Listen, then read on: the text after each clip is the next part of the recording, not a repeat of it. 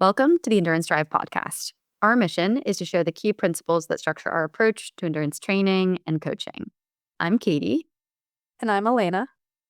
And Elena, we're a few weeks out from your race. That was a super awesome episode. If you didn't catch it, Elena told us all about her amazing day at the Flying Pig Marathon. And I'm wondering, how has the recovery been going post-race?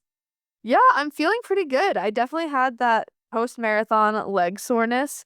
And actually, I don't know if this is kosher to say or not, but my mom, who's a doctor, also has a bunch of Celebrex. And I had never tried Celebrex before, and I was very sore afterwards. And she gave me one of her Celebrex pills because I was at home in Ohio. And wow, that helped because I was feeling so much better the next day. Still had soreness though, but got back to running a couple days after the marathon and have just been slowly building right back into it from there, kind of just like a quick little blip and then back into training and really loving training again and feeling good. So, yeah, I would say I don't know if I'm fully recovered, but I feel like recovered as much as I can within the context of more training. So that feels good.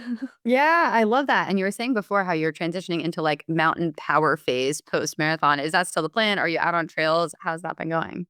Yes, definitely. I am in mountain power phase. So a few things have changed, which has been really fun. I definitely have gotten out on trails even more, and in particular, trying to get a lot more vert. So have focused a bit more on that. And then also, I think we'll segue into this a little bit later, but really focusing more on strength. And that's been a nice addition as well, which I feel like I should always be doing strength, but I was trying to build back, and I'll get into that more later. And just being able to have a very structured approach to like, okay, I'm getting vert, I'm getting like a lot of uphill stimulus, and I'm getting strength. I'm building all the power I can has been a really fun shift after a few months of just like road speed. So Yeah, that's fantastic. And I think that actually foreshadows a lot of what we're going to talk about today. So we have another fun grab bag episode. First, we're going to talk about recovery, which is super relevant to where you're at right now. Maybe we'll talk about Celebrex. Maybe we'll talk about foam rollers and stuff like that. But we'll also talk about strength training and mixing that in with your endurance training. We're going to hit heat training, which I think we haven't done a lot of on the podcast so far. We've talked about things like hydration, but maybe not exactly how to use heat training as a tool. So we've got some good stuff on that.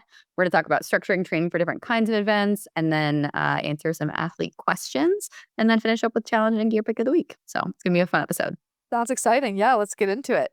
Maybe Katie, I can start with you because we are talking about recovery. I've been focused on recovery. I know you're always focused on recovery. What are some signs that you are or aren't recovered? I know in the context right now, you're traveling a lot. Are you feeling like it's harder to recover, and how are you noticing that show up for yourself? Yeah, it's interesting that you mentioned that. I'm currently in California. I'll hopefully be home by the time this airs, but I have had a ton of travel in May, and we've talked about how that's really, really challenging for recovery. So, at a high level, I'll maybe just first talk through some general signs that maybe you aren't as recovered as you should be. One of them we've talked about a long time ago, which was that feel and stare test, which is basically just like, how dead are you from walking up a lot of stairs? And I will say at the top of flights of stairs right now, I'm like, okay, wow, I am really not super duper recovered. Something else that you might see, this sometimes happens with me, sometimes doesn't, but if I'm paying attention to heart rate in workouts, heart rate suppression is actually something that's really common when you're overtired. So it's like you'll feel like you're going really hard, but you just can't actually elevate your heart rate that much. At the same time, you might also see like crazy high heart rate sometime. That could also mean that you're fighting something, your body's under some sort of stress, but sort of anything outside of that norm, whether it's like I'm working really hard, but my heart rate is suppressed or it's super high, that's something to keep an eye on. Another thing to keep an eye on is sleeping a lot, but not really feeling rested or just not getting enough sleep. Maybe your sleep quality is not that good. I find that sometimes that can intersect with recovery. And it's this challenging, vicious cycle where, like, if you're not sleeping well, you recover less and then you feel less recovered and you might not sleep well as a result of that. So, something to be aware of. We've both talked about a kind of general, just like tired or dead legs feeling. Like, if you go out and you're just like, wow, my legs are really, really heavy. Obviously, there's some level of that that's just going to come with heavy training. But at the end of the day, if you're experiencing it day after day after day, probably not super recovered. And then finally, a couple different metrics that I do sometimes look at. And I think I have erred on the side more recently of feel wins. Like, feel is the most important thing. But if you want some data to back up what that feel is, seeing things like an elevated resting heart rate, lower HRV, lower sleep quality, any type of like cycle irregularities and or getting sick more easily, all of those for anyone are signs to kind of just keep an eye on that can usually corroborate the like, I am not feeling that great thing. And sometimes it's easier, I think, for people to believe it if they see the data than if they just feel it. But I will say I've tried to lean a lot more into feel recently and like I am tired and not super recovered at the moment. Yeah, definitely. The feel really resonates. We talk about this a lot. Just trust your feel and develop that trust. These metrics certainly help. but I think feel kind of goes both ways where there are days where I go out and I think I should be recovered and I'm just not for whatever reason. I have that dead legs feeling. I can tell right away. Usually I feel that a little bit more on uphills in particular, kind of like the stair test. It just feels like a little bit of power and stimulus just isn't getting it's not very easy for me. There are other days though where I actually feel like I am not recovered. Like I actually had a poor night of sleep and then I go out and have a great day. And so these signals can kind of come and go and there's different ways that you can look at them, but I do think feel is probably the number one thing you should pay attention to.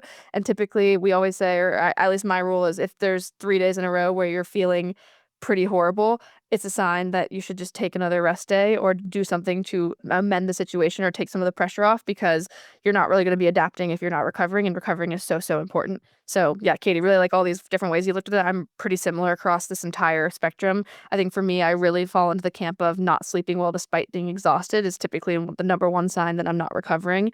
For whatever reason, my body just is too restless and it just can't relax. But any of these can certainly be true. Yeah, and I think also we could talk a little bit about if you have these things popping up, like when should you really change your workout or modify your workout? I think the 3 days thing is also pretty important. And we talked about too how it is useful usually to go out and just kind of try some form of movement because sometimes, again, it doesn't always map onto like, oh, I really didn't sleep well. I don't feel like I'm recovered, but then you might surprise yourself. So I usually tell people, like, let's say you have a tough workout, unless you're really, really high life stress and you know that you're not recovered or you're sick or something, go out and try like starting one interval. And my body usually gives me pretty good feedback within like 1 or 2 intervals, whether it's a day that it's actually going to happen or not. So I would say, like, don't necessarily write off getting your training in just because you're like, oh, my heart rate was a little bit elevated or like my HRV's down, something like that. That's not necessarily a reason to not do it. But I think going with the flexibility of the mindset of, okay, maybe this is not actually going to be the best day ever. Let's give it a try and then let's modify down or just walk it home if it's not the right day. Yeah, that definitely makes sense. And I'm curious, Katie, too, because you're in a situation now where, because of a lot of life stress and a lot of travel, you're not feeling as recovered. What changes are you making, and how does it actually look like for your own training? Yeah, well, it's interesting. I feel like I've had a couple different rounds of this where I tried recently. I had a work trip out in California.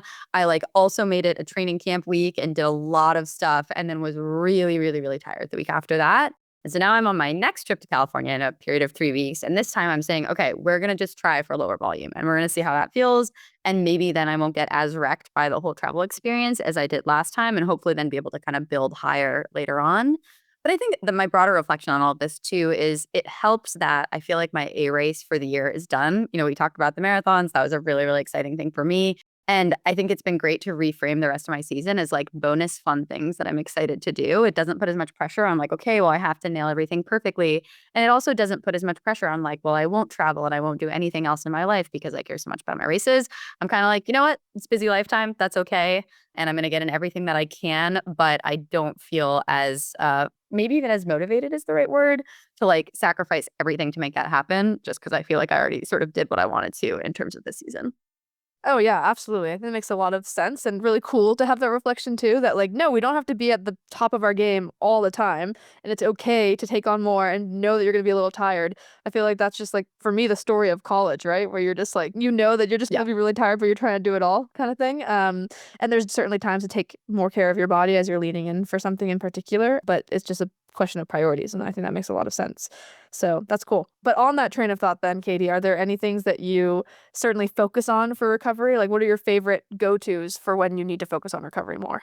Yeah. Okay. So a few things. I do have some sort of tools and toys that I like to include. I find a lacrosse ball is an amazing roller that's really good to travel with. So we've probably talked about this in the podcast before, but bringing something like that, it really helps me work out kinks like in my upper back, or you can sort of get it like around hips, TFL, and it's small, which is really, really useful. If I'm home, I do like using my Hypervolt. They have this special heated head attachment. So it's like a heated Theragun Hypervolt type thing. That's been awesome for me.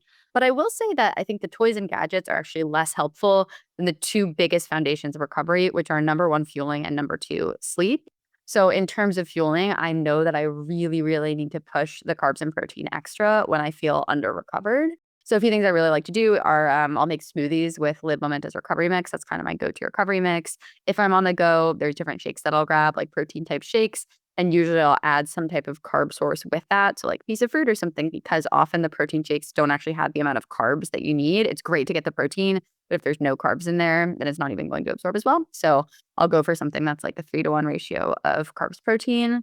I will do some mobility work. So things like book openers and shin boxes, those are ways to just kind of get your body, usually hips and back for me can get really tight in travel. So get that all opened up.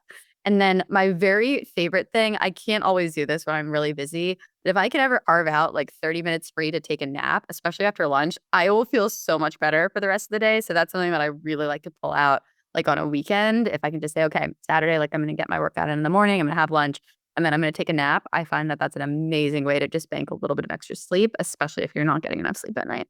Yeah, absolutely. There's something about those little naps where sometimes I don't even get the full sleep, but just the little bit of brain float or something, and then you wake up and you're just like, "Wow, I feel so much better." And that was maybe like 5 minutes of actual sleep, but there's something about the rest that just resets me, and I totally get that. So I'm a big fan of those too. Yeah, I love it. And Elena, what are your favorite recovery systems? Anything to add to my list that you like to do? Yeah, I mean, first up, maybe I'll start with just like you mentioned fueling and sleep being like the core fundamental pieces of recovery. And I totally agree. And I would just make another note on fueling, like just top of mind because it was today. I woke up pretty early this morning for my workouts and I had a run workout that ended up being about an hour, hour and a half. And then I went straight into a strength session. And for me, it's really hard to fuel first thing in the morning. I just struggle to get enough food in me. So I was kind of using these other fueling tools. So I had Goo Roctane high carb drink mix first thing this morning when I got up. I also had one half of a fig bar just to get myself going. And then I had 90 grams of carbs through Precision Fuel on the run. Got home, mixed a protein shake with I love these core power like the core power protein shakes if people see those at the gas stations. They're pretty ubiquitous. I think they're so tasty. They have like 42 grams of protein in them. So I mixed one of those with Scratch Recovery Mix, which also has like a good carb. It's not like so heavy on the carbs, but it has a good mix of carbs and protein. And then drank that between my sessions of running and strength, and then got home from strength and finally had a big breakfast. And when I actually did the math on all of that, I was like, wow, I covered my needs and maybe then some. I was like not behind by the time I was starting my actual work day at like 9 a.m.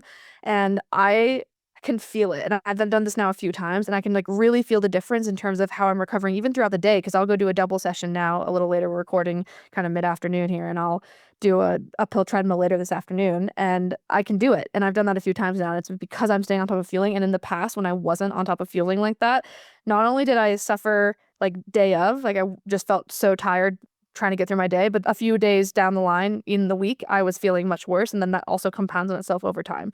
So just another note on fueling. It's super important, even if you can't, like me, get the real food aspect of it, which I used to be trying to get this all through having breakfast or whatnot. I just couldn't get what I needed depending on what I was doing, especially if you're trying to get out and go first thing in the morning. I think some of these other tools like the gels or the high carb mixes just are very helpful for trying to get to where you need to. Yeah, this is such good advice. And I think something I do want to call out and just reiterate here is that usually, if you're training at the volume of most of our athletes, most of these people in our circle, you cannot meet your carb demands with real food. It's just not really going to happen. And so, relying on this stuff just makes it so much more doable.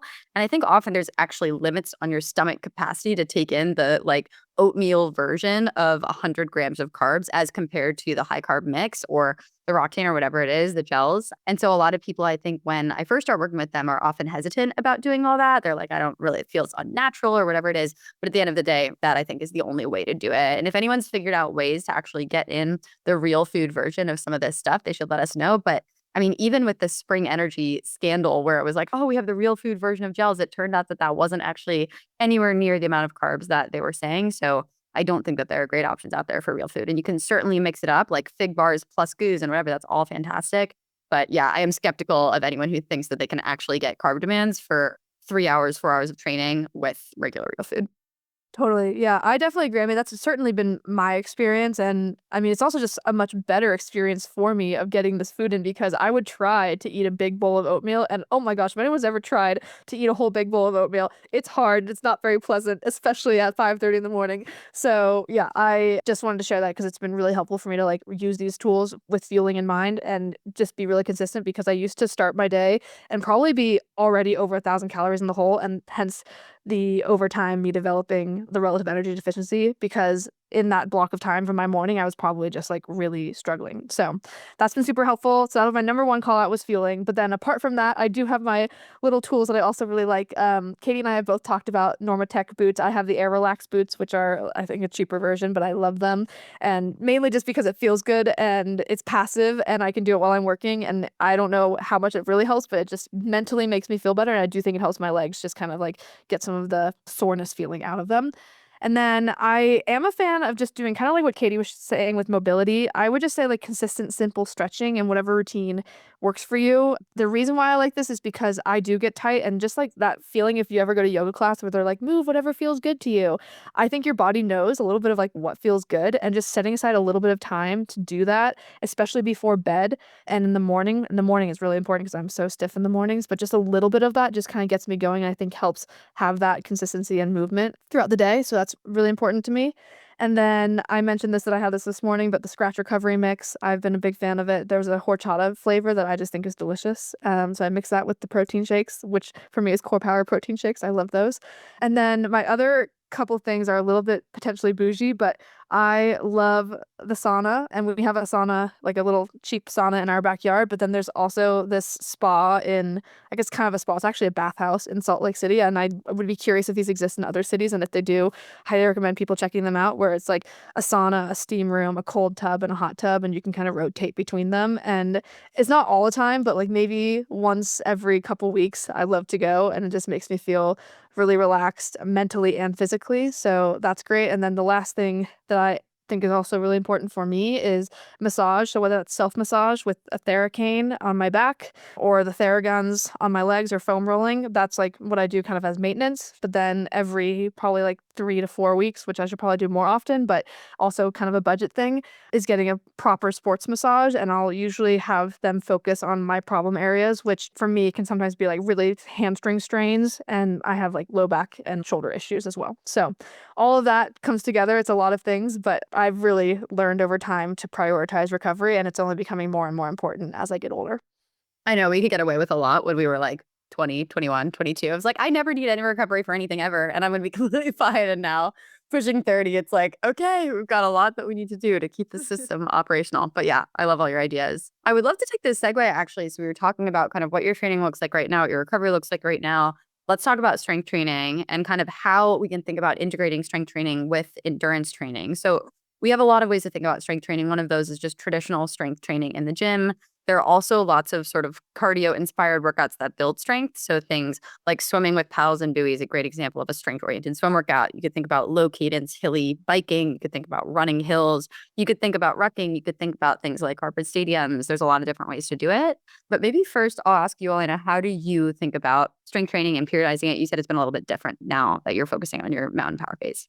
Yeah, it's interesting because I feel like I'm changing a little bit. So you're catching me like right on maybe a philosophy change in my mind as well. I was always more of a maintenance strength person, mainly because I felt like I was doing a lot of running volume and I was just trying to do enough strength to support that. So for me, that was some squats, some single leg squats, also some kind of core work. And it was all light, like things that would probably be 20 minutes tops a couple times a week, and usually after my runs. And I started feeling like I just wanted to do more. I really wanted to do more strength. And especially as I'm thinking about the durability that I want to have in my body and for these mountain ultras that will require a lot of strength and durability, I'm transitioning now to like having full strength sessions. And I actually, thanks to my husband, Will, who got me personal training as a surprise for my birthday, I'm now working with a strength coach as well, which has been a really cool adjustment. I come from a strength background being a hockey player, so I understand a lot of the fundamentals, but given that I was so focused on running, I didn't know how to like balance the strength prioritization that I used to know with the running prioritization that I was also doing now without merging them to be like both balanced in the right way. And so now I'm figuring that out again. And it's been really, really cool. I think the first thing that I've really enjoyed about it is getting back into a structure of strength that actually is more supporting the running that I'm doing, but is still heavy strength. And Katie, I know you probably have a lot more experience with this. You talked about doing this for your marathon, but I do think it's really, really important because I can already tell from the testing that I did really early on where I was having weaknesses that is definitely impacting not only my performance right now, but then my longevity down the road. And one example of that is like I don't need my shoulder necessarily for running, and it's not like the number one thing that I need as a runner. However, I have a torn shoulder from when I was a hockey player. I never got it fixed, and they were able to isolate very quickly the lack of mobility in my shoulder, and I was able to understand that if I don't try to do something about that muscularly, it's going to be a problem for me later in my life, and I don't want to lose that shoulder access because I still want to be able to do everything. And it's also probably contributing to some of my back pain. So already being able to get gains from that perspective, which is just useful for my overall life, in addition to having some really good durability focus for what I'm doing as an athlete right now. And so yeah, I'm like fully on like 2 days, 2 to 3 days a week, 2 days of like really focused strength, and then like maintenance strength now around that is what I will kind of do for myself, and we'll probably try to work with more athletes on. But you have to build into it, right? So like I don't want to come to an athlete right from the very beginning and be like, you're doing 2 full hours of strength right away on top of all the training that we're going to have you do for running. I feel like I need to have athletes build into it based on where they're coming from. And for me, I did a marathon build coming off of not a whole lot of runnings with my issues last year. And I initially tried to dive in and do all my strength that I wanted to do and all my training, and I blew up right away. And that was just me being impatient with where I wanted to go to. So that's why I had this build approach where I was like, let me get my running volume where I want it to be. Cool. My running volume is where I want it to be. I feel good. Now let me layer on the strength on top of my high volume training. And that's where I'm at now. Yeah, no, this is really, really interesting. And I think I actually approach strength training in a very similar way that you do now, in terms of like 2 days a week of an hour of really solid, high quality strength. But I didn't always do that. And I think I agree with you that it's a lot to put on a new athlete, especially people who are getting into an endurance sport for the first time and they show up and you're like, okay, we also want you to do all this extra volume.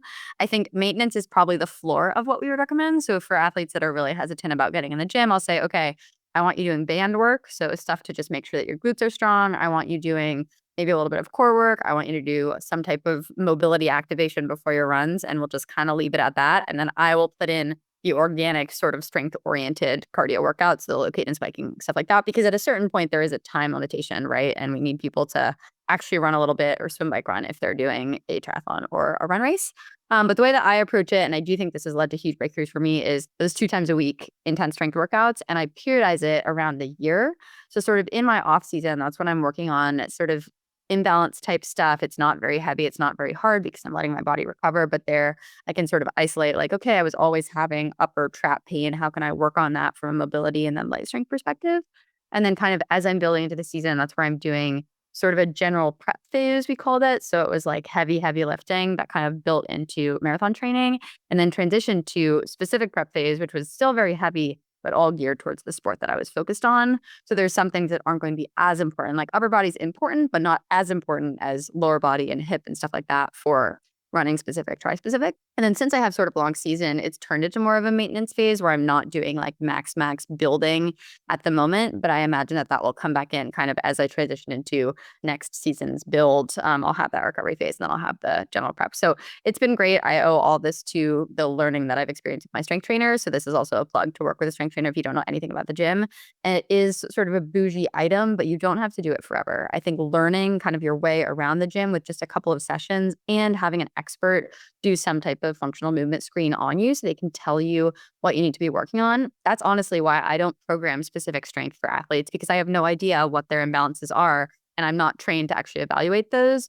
So I think if you have kind of persistent issues, especially with injuries, you can talk to someone who is trained in that, and then you can get the help that you need so that you have strength as part of your big routine. Yeah, no, I love that. It's been really, really cool for me to start working with a strength trainer again because yeah, it is like an investment, but I think it's an investment in my entire life, not just for my sport right now. And that's a cool way of looking at it too. It's my durability and my bone density, my muscles that will get me into a good place that will serve me for the rest of my life. And I also love what I'm learning from that because we soak up the learnings from any expert we get to talk to, and that's really cool. But Katie, I had one question for you that as you were talking, it made me think because I really like how you're periodizing some of this strength approach as well throughout your season. But I'm curious from like the triathlon perspective, how you think about strength within the context of your own sports because you're doing everything and are there like you're doing strength in the gym, but like are you also focused on like strength workouts within like running or biking or swimming in particular, and how do you actually work on that?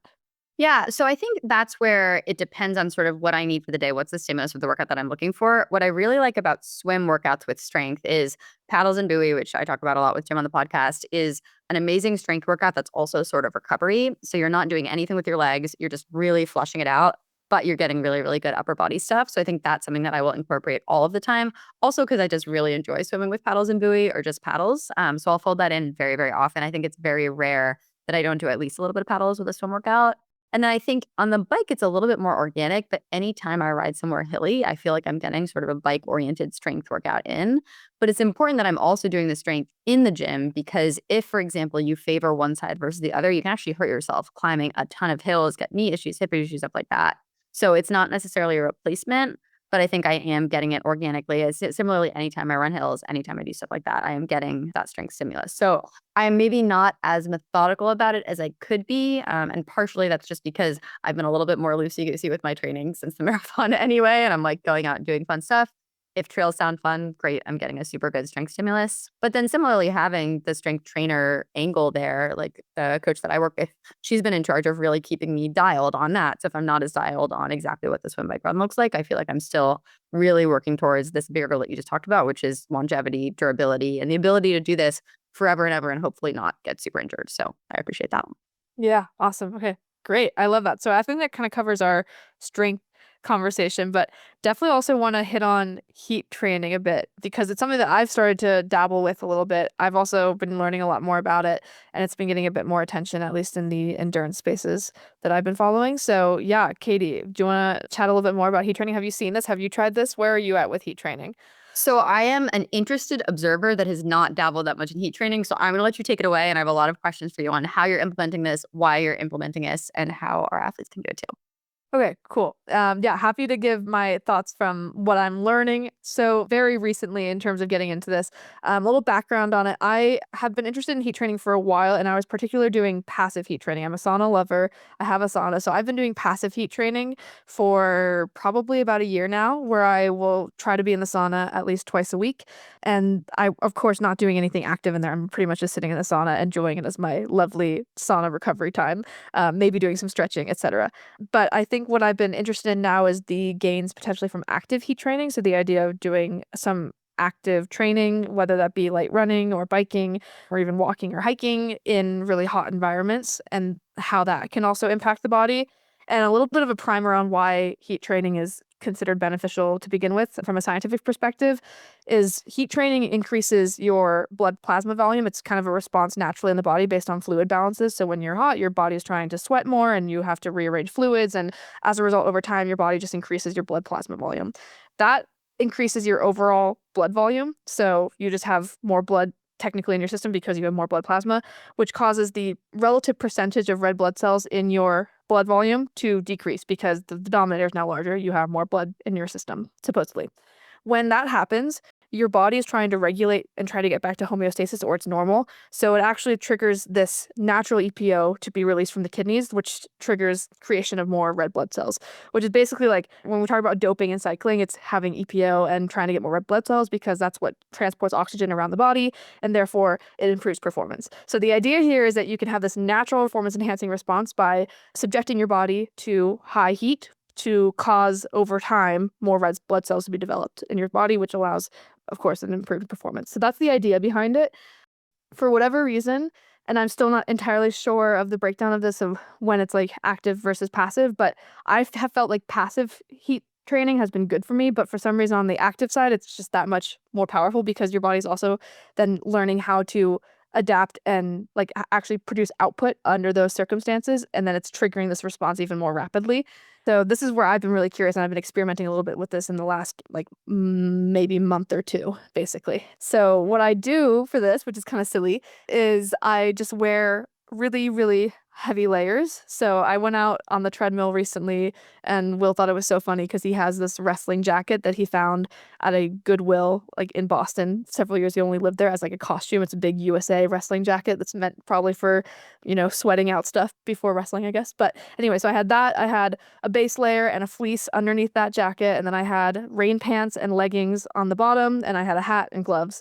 And I went out and I go on the treadmill typically, and I do it at a little bit of an incline and just try to get my core temperature high. So I will try to go higher output and I stay at the top end of my Z2. And then I just do that for as long as I can without going above my Z2. So if that means I have to bring the pace down, I bring the pace down, I bring the effort down because the heat strain itself is still causing my heart rate to be high.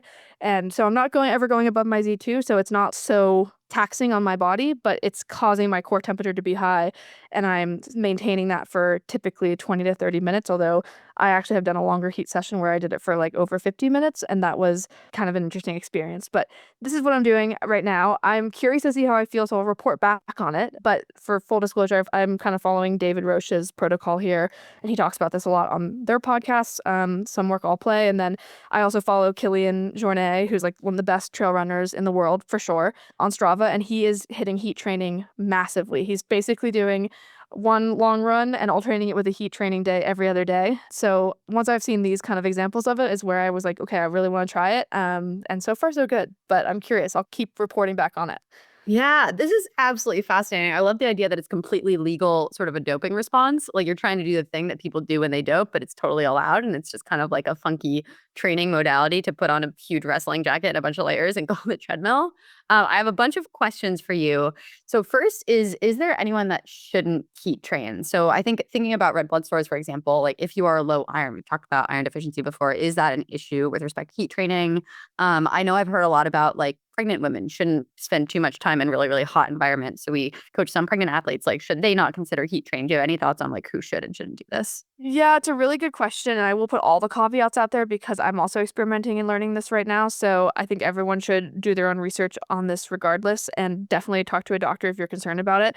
But I would say pregnant athletes probably not the smartest thing because it's an extra strain on your body and because you're not supposed to be exposed to high heat anyways. I don't think that would be a good idea. On the low iron athletes, that's interesting. I'm not entirely sure what I would say there because you definitely want to have enough iron on board to be able to generate the red blood cells. And I know that I'm supplementing iron. I have a tendency to have low iron, and I am supplementing it pretty heavily at the moment to make sure I can sustain this. So I don't know if it's a reason not to do it. You might just not have as strong of adaptations, but you should certainly, if you're low iron, be aware of that and then also be supplementing heavily to try to get those gains. But regardless, I don't think it would hurt you. It just means it might be harder for you, if that makes sense, to have the adaptation. Yeah, that totally makes sense.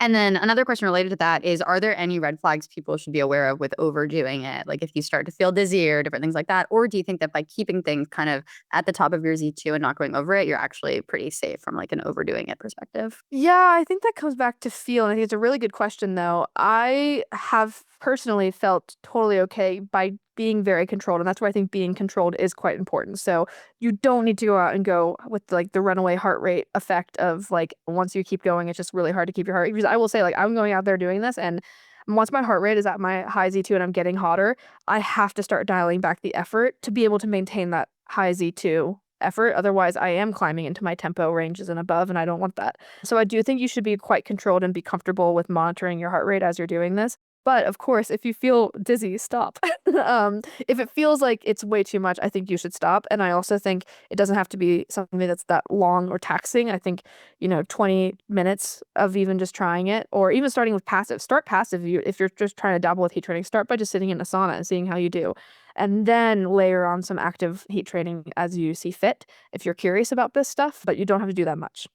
Love it. And then two more questions. One of them is, do you use a core temp sensor to know whether you're actually at a certain core temperature, or are you just kind of doing it by feel as you go?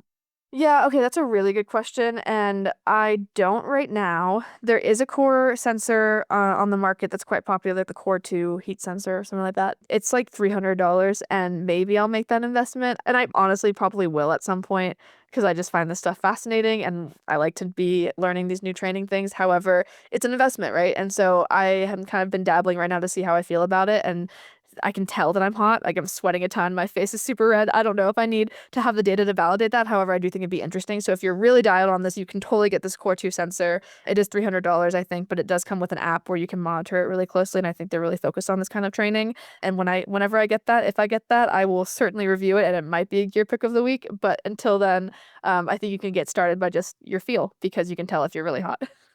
Awesome. Okay. And then my last question is, how do you manage hydration when you're heat training? So the idea here is to get hot, but it's not necessarily to get dehydrated, is it? So like, are you hydrating a ton with extra sodium, electrolytes? How are you thinking about that? No, that's a really good question, and I am not trying to get dehydrated, no. I think in the past, maybe there was a bit of a idea that it was helpful during passive heat training to not fully stay hydrated the whole time to help your body learn how to cool yourself down without the hydration. However, I think with active heat training, that's certainly not the case because 'cause you're trying to stay safe and have it not be too much of a stress on your body. So when I've been doing it, I have been hydrating a lot, and I usually bring out a couple bottles that are full of electrolytes in addition to me treating it like a typical, training session where I'm also having the carb gels as needed based on how much I'm doing. So I'm taking care of my body like I would for any other stimulus. It's just that I'm sweating a lot more, so I'm drinking a lot more. Super cool. Well, I am intrigued. I will say something I'll add to this is I think a lot of the talk around heat training, at least on like the SWAT podcast and with Killian, has been focused on the running and trail running space. But I think there are a lot of really nice things you could do in the triathlon space that probably tap into this. Thinking about wearing a wetsuit in the pool, it could be a very, very hot heat training type experience. That's something to think about. Also, think about trainer rides inside with layers on and the fan off.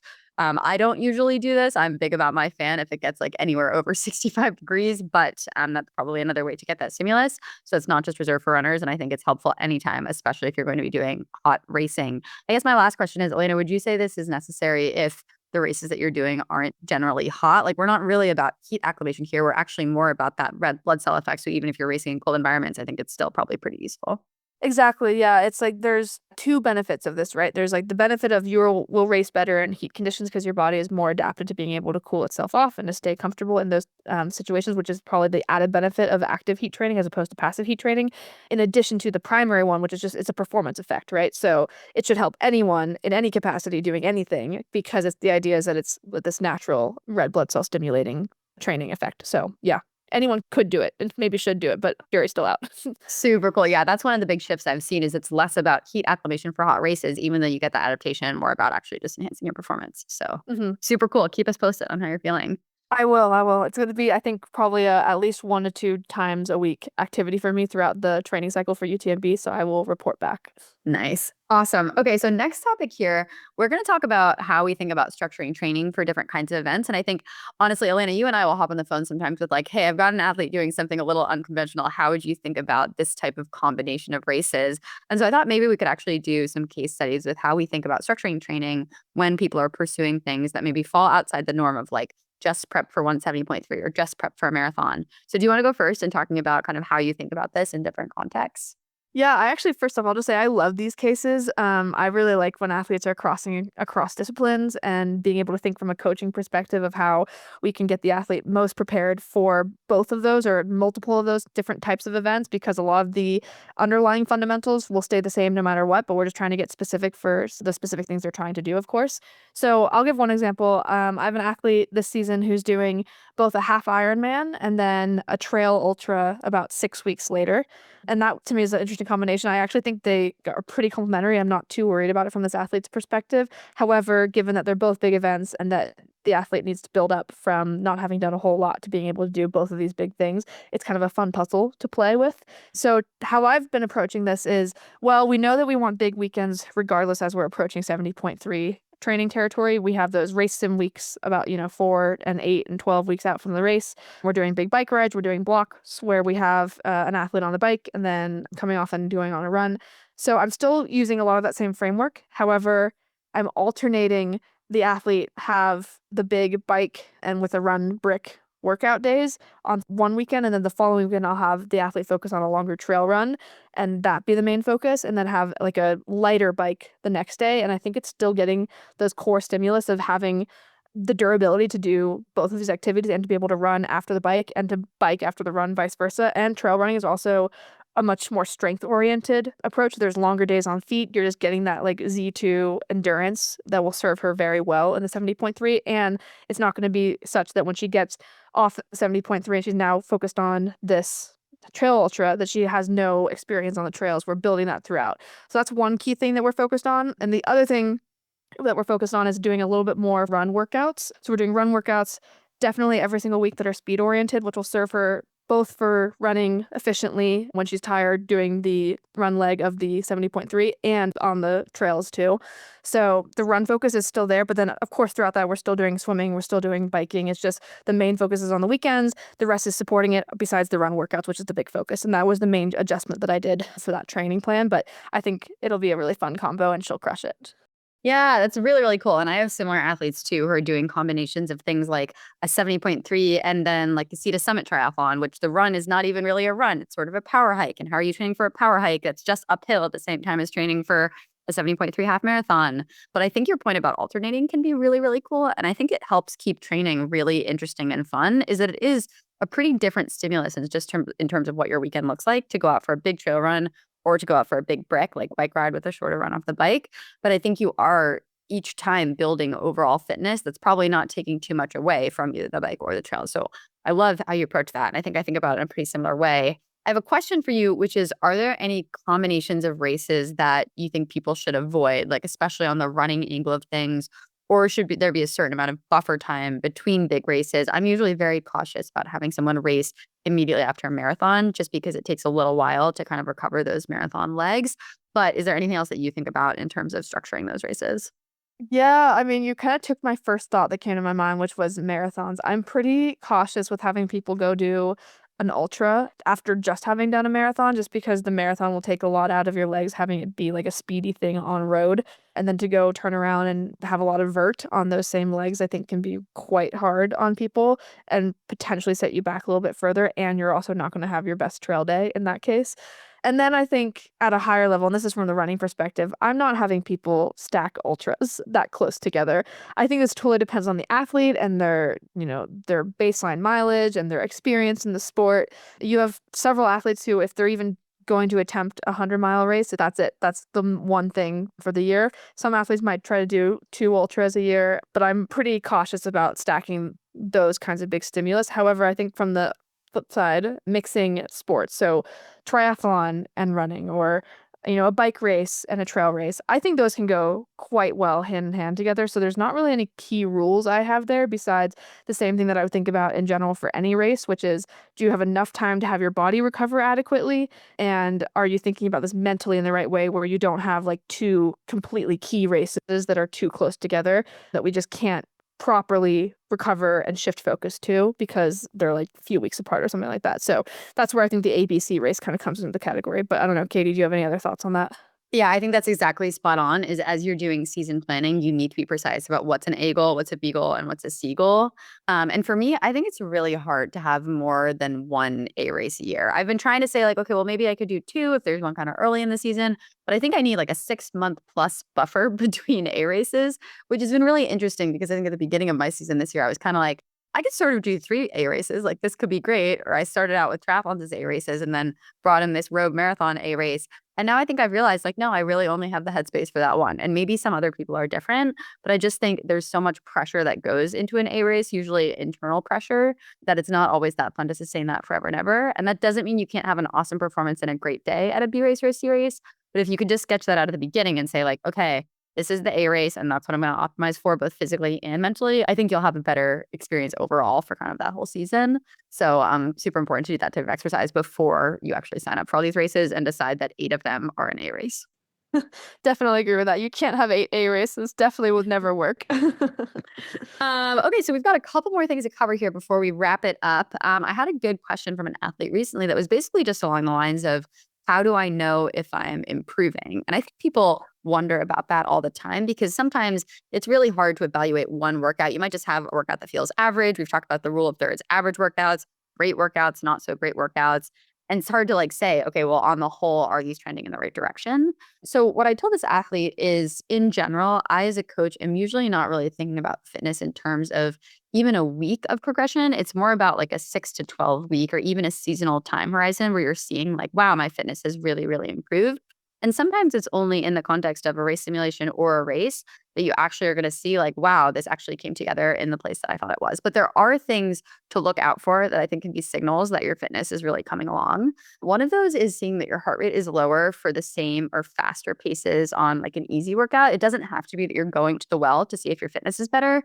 It's more like if you have a standard 5 mile loop that you do all the time and it takes you 40 minutes to do it, and then one day it takes you like 37 minutes and your heart rate's exactly the same, or it takes you 40 minutes, but your heart beats 5, 10 beats lower than usual. I think that's actually really meaningful in terms of big fitness. Of course, heart rate can be a little bit fickle depending on different variables, but that's something that I look at.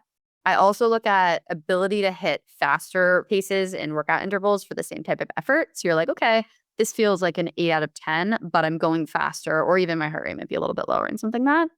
Recovering or bouncing back from big workouts or races faster. I think even also just feeling more like a human the same day is a good sign. So I often see this with my Ironman folks where the first time they do a race simulation at week 12, they're like absolutely destroyed. And then week 8, the stimulus might be similar or even a little bit harder, but yet they're feeling a little bit better. And then by the time they hit week 4, it's like, okay, I was actually okay, even though each time they're doing something really, really hard and a big day. So that's something to look at. This one that I added in is sort of just like a hard to define sense of I feel really strong, but I think we've all had that feeling before where you're just like, I'm kind of crushing it. Like, this is kind of awesome. So pay attention to those types of feelings. And I think that is actually, when we go back to feel mattering, I think that's actually one of the most telling signs of fitness is when you just feel like, oh, wait, no, this feels good. I feel strong. If you're not feeling it, it's okay. It doesn't mean that you don't have big fitness, but I think that's something to keep an eye out for too. Yeah, I love that. I definitely know that hard to define sense of I feel really strong. It's such a good feeling when you get that. And you're right, it's not like every day, but you just have moments where you're like, whoa, that was a really good day. Or like, I just feel like I can just keep crushing on this climb or something like that. And it just feels so good. And it reminded me when we talk about feel of the other kind of hard to define feel that I associate with fitness, which is that feeling of the flow of consistency of training. Like you're just able to adjust to this new normal of whatever you're doing and it feels pretty not effortless but like smooth. It doesn't feel so hard to be able to hit what you need to hit. And I don't know if I trust this metric entirely, but Strava has this like progression curve that kind of shows your overall fitness over time. And I have like a love-hate relationship with it because I think it's kind of stupid in some ways. It's just like a number that doesn't really mean much, but at the same time, it does seem to be influenced heavily by consistency and training, and I have found it to correlate pretty darn well to how I'm feeling. And that hard to articulate feeling that I have when I'm in consistent training like that and in a good rhythm typically shows up as, for me, fitness. And I think that's a really cool feeling as well. So if you're just like, wow, I'm crushing training every day, or just like I'm in a good flow, it's not always perfect, but I can just like hit what I need to hit every single day. I think that's pretty important when it comes to fitness. Yeah, that's super cool. And I think something to pull out here is it's not that the workouts always feel easier. Like they can still feel really, really hard. But this reminds me, there was actually a quote from Kristen Faulkner, who won a gold medal at the Olympics in cycling. She's super awesome. I actually just pulled it up because I wanted to share it. But she said, most athletes will tell you there's good pain and bad pain. Bad pain shows up when your body isn't ready. You're fatigued, overtrained, sick, jet lagged, injured, underfueled, or unfit. It's the kind of pain where your body fights back and pushing too hard will backfire. I spent a lot of time there the last few months. Then there's good pain, which still hurts, but you're physically and mentally ready for it. Your body leans in and releases endorphins. You breathe deeper instead of faster. When you push your limits, your body adapts. And she was talking about how she was finally feeling that good pain. I think that's exactly right. It's like it is still going to hurt in some capacity, but you're actually embracing that rather than just being like, oh, this is kind of awful. And again, can't read into that for just one single workout. But if you're trending in that direction of like, this is actually good pain and I'm excited to embrace it, I think that's also an awesome sign of building big fitness. Yeah, I love that quote. I remember reading that too. I'm like, that is so dead on. I know that exact feeling of like when you know it's you're struggling because it's bad, like you're not in a good spot, or when you're struggling because it's just hard and you're able to like take on and you have that I feel strong feeling. It's just such a good differentiation. So great. I love that. I love it too. Okay, so I think let's close it out with another inspirational quote. We love pulling from our athletes. So sometimes our athletes will drop awesome stuff in Training Peaks. I'm going to paraphrase this, but an athlete was talking a little bit about just the good feeling of sort of durability workouts. So she had done a big bike ride and she said, just a thought, I was reflecting after this ride about how I tend to feel the most like me, the most fulfilled, content, etc., when more of my workouts are the building durability types. Like a cozy trainer ride, 2K in the lap lanes, or a controlled treadmill cruise, for example, are very different than spending multiple hours in tough weather or out on the trails or in the open water. She was talking about a really busy period of her life where she was focusing more on those just get it done workouts. She was saying, in January, February, March, it's not that I wasn't training. I was with pretty solid volume, but it was all super duper controlled. No durability, no adventure, no social aspect. I remember feeling like there was no way I'd trade a trainer ride for an outdoor ride because my brain just didn't feel like adventure or like encountering anything even a little bit unexpected. And the more I build back the durability and adventure elements of training, the more I realize how critical they are for helping me feel like myself. just reminding myself of this pattern so that later, when I inevitably feel like I'm being challenged by the durability that training is requiring, I can remind myself that these durability building days tend to end up being the days that help me feel the most like the human who I want to be. So this is just awesome. I really, really resonate with this. And I think this is articulated better than I've ever articulated it before. But at the end of the day, I think it comes back to values. And sometimes you might not realize that you actually do have the value of adventure or the social aspect or challenges that you put yourself into. And you can think that you're actually just kind of like nailing the training when it is really controlled. But I think that maybe isn't always the best way to feel in touch with yourself. And so I resonate with that a lot and just want to thank this athlete for sharing that. Yeah, I love that too. That really, really resonates. And it reminds me, I was just thinking about this actually. I didn't write it so eloquently as this person, but I was thinking about this over the weekend because Will and I went out for a huge trail day and it was just the worst weather ever. And it took us forever to even get out the door because we were both dreading being in the rain. And then we were reminding ourselves that we were just going to have an adventure day because it was gross weather. And we always find that we have the most memorable experiences when it's gross weather and we're out there pushing ourselves. And especially when we do that together. And that's exactly what it ended up being. It was a great day. We had a blast, even though the weather was truly horrendous. And I loved it for that. And this exactly is why. And I just hadn't articulated it that way, but it just made me feel so alive. And maybe that's why training can give us things that we don't ever expect sometimes. And that was one of those days. So I love that this person wrote that. Yeah, and this is just a cue to put yourself in unexpected situations or go outside when the weather is not perfect and say, you know what, like it would probably be easier to get on the trainer right now, but maybe I will learn something good about durability and actually have a better type 2 experience if I do that. So be safe, but also embrace the adventure. Exactly. Yeah. Maybe don't go out in like a blizzard on the top of Mount Washington, but still have a good time. I've had some good days in a blizzard on top of Mount Washington, to be completely honest, but I will not endorse that on the podcast for safety reasons. And hopefully blizzards won't be an issue at least until October. So get outside and a little bit of drizzle and you'll have a great day. I love it. Okay. Well, transitioning now to challenge of the week. Katie, what's your challenge of the week? My challenge of the week is to schedule some downtime in your calendar. I'm a big calendar person, and I find that if I don't schedule it, I just fill up my calendar with a lot of things that actually keep me busy or not super restful. So, as I am trying to lean harder into recovery, I've put a couple of little nap blocks in there where I'm going to just lay down and close my eyes for 30 minutes. And it's been great so far. I've had a couple of those, and it's given me such a second wind for the rest of the day in the context of a lot of travel. So, yeah, block yourself some time, and it's a date with yourself because you deserve it. I love that. That is awesome.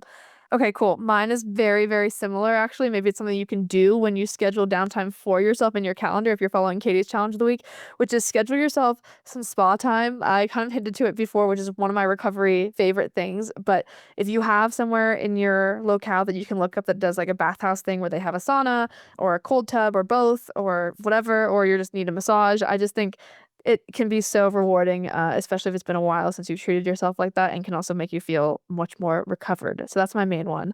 Although the other thing I remembered just now is that when you were talking about the freezing days, blizzards on Mount Washington, there's also a really good short film from Mark Terex. I believe it's called 109 Below. That's all about the rescues on Mount Washington. And I loved it so much that I had to say something about it. So I will also put that as a challenge of the week is to watch this 13-minute video because it's a really powerful story. Oh, 13 minutes. I'm going to watch that right after this. That's It's exciting. so I good. love it. Yeah, I'll put a link in. It's so good. Amazing. Okay, let's close it out. Gear pick of the week. Alina, what is your gear pick of the week? My gear pick of the week is something I also already mentioned, which is the Goo Roctane high carb mix. I just think it's pretty easy to get down. It tastes pretty good. It contains a lot of carbs. And for me, it's been my go-to for when I have early morning things that I'm going to do, but I need the fuel and I just can't get enough in that early. That's my go-to. So yeah, it's pretty tasty. Awesome. I love it. That's a good high carb mix. I feel like my gear pick of the week doesn't really fit in our theme of heat training because I was like, do a fan off trainer session. And hopefully everyone is getting outside on their bike. But if you are stuck inside and if you need a good fan, I'm going to recommend the Vornado 660 fan. This is my trainer fan. It is so powerful. I sometimes also sleep with it because I'm a big white noise sleeper. So if I want that rolling, I will sleep really, really well. Or if it's hot in the room I'm in, I can just get this fan cranking. But if you're doing heat training, then completely disregard this gear pick of the week and do not use your fan in the trainer sessions. Great. Yeah. Well, maybe not for heat training, but I do love a good fan. And for all the days that I'm not heat training, but I'm also dying from the heat and don't want the heat training stimulus, I will be using that. Amazing. Okay, cool. Well, this was super fun as always. Big shout out to our athletes for giving us so much great content with what they're doing and to our listeners for being here.